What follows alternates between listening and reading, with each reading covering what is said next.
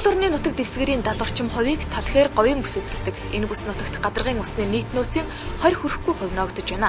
Говийн аймагуд өдийг хүртэл хүн ам бэлчээрийн малаж явах орон нутгийн усан хангамжийг зөвхөн газрын доорх усаар шийдвэрлэж ирсэн.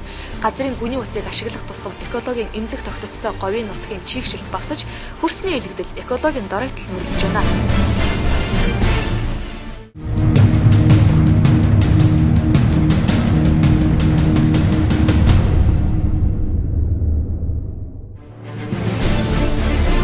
Ус хэмээх чандман эрдэнэ дэлхийн бөмбөрцгийн бүх хэсэгт жиг дурсаж хүн төрлөختнийг ундалдаггүй.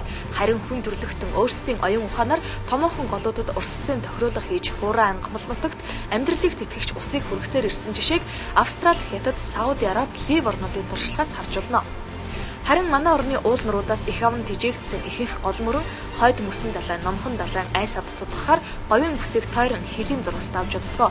Орхон гол хэрлэн голуудад урсцын олон жилийн тохируулга хийж говийн аймагуудын усны асуудлыг шийдэхэд орхон говь хэрлэн говь төслийн гол зорилго оршино.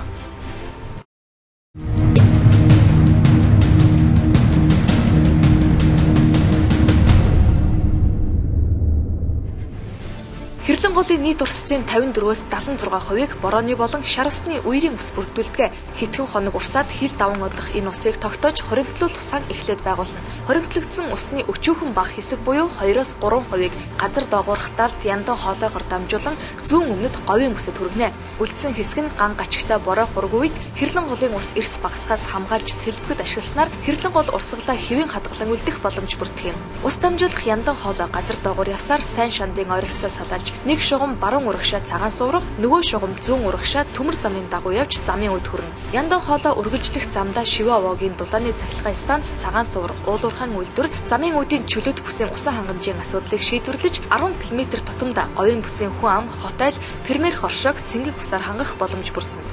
Орхон говь төслийн хувьд ч хийгдэх арга аргачлалын хувьд адилхан бөгөөд голын өөрийнх нь экологийн тэнцвэрт байдал бий болж 70 задгад мандалгой хотууд нийтдээ 50,000 хүн ам бүхий 8 сумын төв, оюу толгой 5 толгойн томоохон уулуурхайн усан хангамжийн асуудал шийдэгдэх юм. Орхон говь хэрлэн говь төсөл хэрэгжснээр орхон хэрлэн голуудын экологийн чадамж нэмэгдэн говийн бүсийн газрын доорх усны стратегийн нөөц хоригдохоос сэргийлнэ.